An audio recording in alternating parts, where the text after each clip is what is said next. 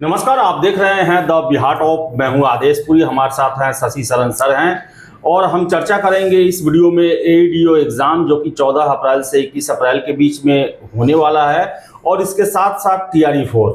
आपको बता दें कि कल फिर से पटना में एक बैठक छात्रों के द्वारा बुलाई गई है और स्थिति जस की तस बनी हुई है। तो सबसे पहले sir, ADO 935 seat, 11 lakh candidate. देखिए, ये परीक्षा एक बिहार में एक ऐतिहासिक परीक्षा है। इसलिए परीक्षा है कि एक परीक्षा, और ठीक है लेवल 5 और लेवल 6 ही है, लेकिन जो वर्ड लगा हुआ है ना, सहायक शिक्षा विकास पदाधिकारी, तो एक बच्चे के लिए ठीक है, अभी इसका उतना नजर नहीं आ रहा है, लेकिन आप देखिएगा कि एक ऐसी परीक्षा है जिसमें सिर्फ एक ऑब्जेक्टिव परीक्षा देकर, ना कोई मेंस ना कोई इंटरव्यू, लड़का सीधा सहायक शिक्षा विकास पदाधिकारी बनेगा। अब एक बात और समझिए कि इस परीक्षा में नियुक्ति का कहां मामला है।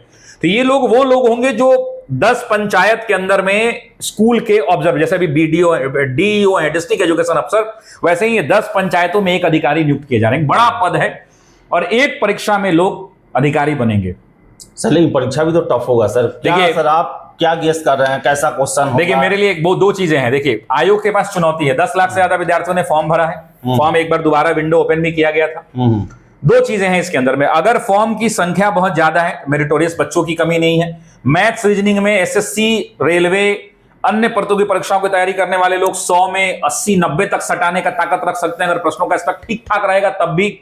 लैंग्वेज पेपर क्वालिफाइंग है, GS, तो जो लोग कोर सिविल सर्विसेज वाले थे उनके लिए भी चुनौती है, क्योंकि मैथ्स रीजनिंग 100 नंबर उसका मेरिट बनाने में गिनती करना, यह आम सिविल सर्विसेज की तैयारी करने वाले विद्यार्थियों के लिए एक चुनौती तो जरूर होगा। अब आते हैं इसमें प्रश्नों के स्तर पर। अगर प्रश्नों का स्तर आसान रखा गया तो कट ऑफ इतना जाएगा, जैसे आपने देखा होगा जीविका अन्य परीक्षाओं में, कि लोग फिर सड़कों पर उतर के हल्ला भी कर सकते हैं कि इसमें चोरी हुई है, ये हुआ है, इतना कट ऑफ कैसे चला गया।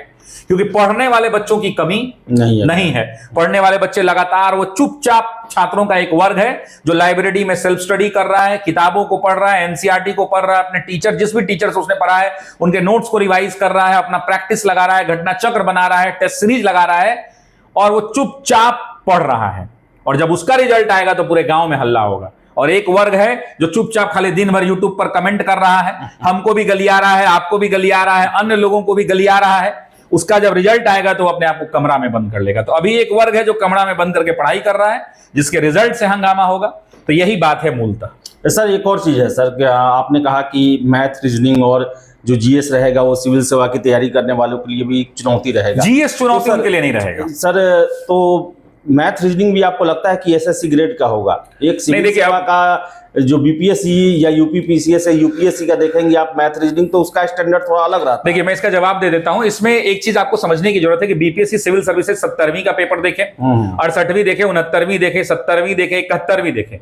इसके अंदर में जो पेपर का लेवल एक सिविल सेवा के पेपर का लेवल है, लेकिन वो भी आपको पता है कि SSC लेवल में CGL प्रीलिम्स लेवल तक का क्वेश्चन होता है। You can not ignore this, ये बात सच्चाई है। तो इसीलिए आप मान के चलिए कि उससे ज्यादा कैट का तो परीक्षा ले नहीं रहे हैं कि आप उस लेवल का क्वेश्चन दीजिए, तो विरोध होने लगेगा फिर। भाई, जिस लेवल की आप नियुक्ति कर रहे हैं, अगर आप लेवल 5 में नियुक्ति कर रहे हैं, 6 में नियुक्ति कर रहे हैं, तो क्या प्रश्नों का स्केल जो है लेवल 9 वाला होगा, क्या लेवल 10 वाला होगा? अगर हो रहा है तो यह अन्याय है, ये तरीका गलत है। तो इस वजह से मुझे नहीं लग रहा है कि मैथ्स और रीजनिंग में प्रश्नों का स्तर खूब कठिन हो सकता है।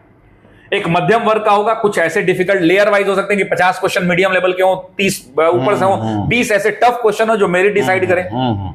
लेकिन बहुत टफ की उम्मीद नहीं है, जैसा आप मुझे लग रहा है जो आप कह रहे हैं। सर ये एग्जाम कोई देगा सर, तो नॉर्मलाइजेशन भी होने वाला है, तो इसमें तो सर मानिए कोई एवरेज परफॉर्मेंस करता है तो भी आशा कर सकता है सर। देखिए, क्या है कि 935 लोगों को चुनना है। आप इस बात को समझिए आदेश जी की 10 लाख से ज्यादा विद्यार्थियों ने फॉर्म भरा है, लगभग 8 लाख लोग अपीयर भी होंगे, अपीयरेंस भी इस पे अच्छा खासा होगा।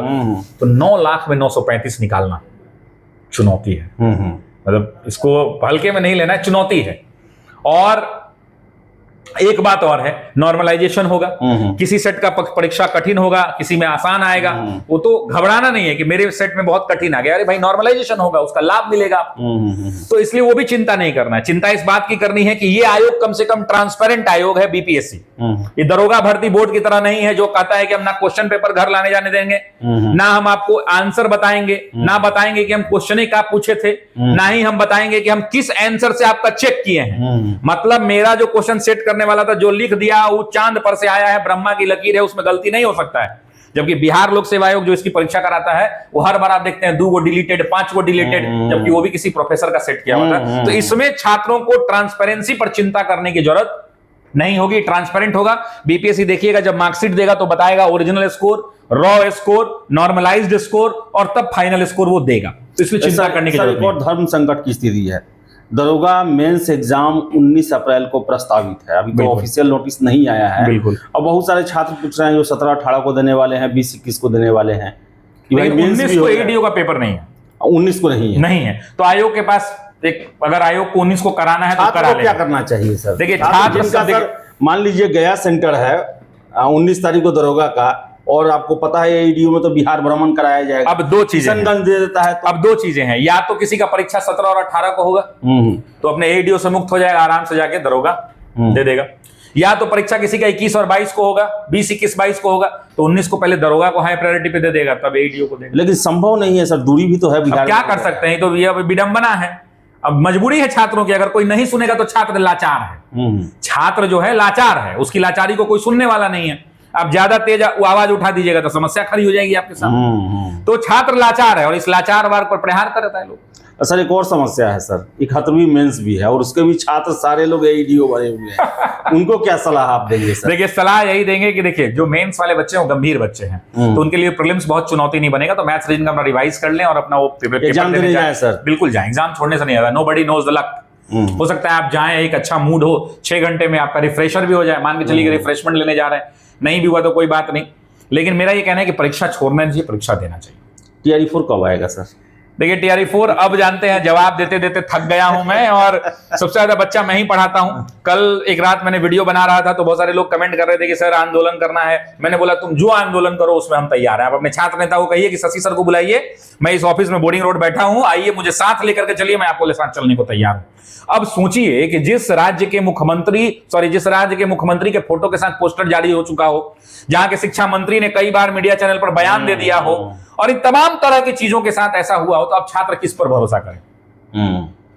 ऑथेंटिसिटी होनी चाहिए। लेकिन इंतजार कर रहे हैं, उम्मीद है, लोग कह रहे थे 10 तारीख तक आ जाएगा, 6 आज होने जा रहा है, जैसे हम बोले थे 10 तक आप भी बोले थे सब लोग। अच्छा देखिए क्या है ना कि सूत्र कभी कभी सूत्र हो जाता है, पता नहीं चलता है, फेल हो जाता है, नोबडी नोज फेल क्या। लेकिन देखिए जब नहीं होगा, एक चीज आप समझिए इस बात को कि बिहार लोक सेवा आयोग ने 2 साल से चल रही है इसकी बात, लेकिन कभी बीपीएससी ने कहा है क्या कि हम नोटिफिकेशन निकाल रहे हैं? नहीं कहा है ना। इस बार आपने देखा होगा कि बीपीएससी ने अपने ऑफिशियल साइट से एक नोटिस जारी किया और कहा कि हम परीक्षा सितंबर में फलना डेट को कराने जा रहे हैं। इसका मतलब ये कंफर्म है कि पेपर तो होगा, समय है इसलिए। अच्छा, बहुत घबराने की जरूरत इसलिए भी नहीं है कि जब आयोग ने कह दिया है कि पेपर होगा तो आयोग कराएगा। अच्छा एक चीज और देखिए कि पहले बीपीएससी की परीक्षाओं में डेट एक्सटेंड भी होता था। आजकल आप देख रहे होंगे पिछले 2 साल में आप देखिए आयोग जो डेट दे रहा है उस पर परीक्षा करा रहा है। तो इसलिए मेरा ये मानना है कि परीक्षा उस स्थिति पे होगी। लेकिन हाँ, एक नोटिस निकाल देने में क्या जा रहा है कि हम नोटिफिकेशन जून में देंगे, जुलाई में देंगे, जब देना है कह दीजिए ना भाई। परीक्षा आप कह दिए कि सितंबर में कराएंगे, बता दीजिए कब देंगे। सर एक और छात्र आपसे जानना चाहेंगे सर कि ये चल रहा है कि नीतीश कुमार जी विदाई हो रहा है, उनका नया सरकार है, उनकी प्राथमिकताओं में ये न रहे, तो क्या इस पर स्टे लग सकता है, रोक हो सकता है या वापस दिया जाए? देखिए किसी भी चीज को ना नहीं कहा जाता, लेकिन जब बिहार लोक सेवा आयोग ने कह दिया है कि हमें यदि याचना प्राप्त हो चुकी, जो चीज पाइपलाइन में उसको रोकना ठीक नहीं है।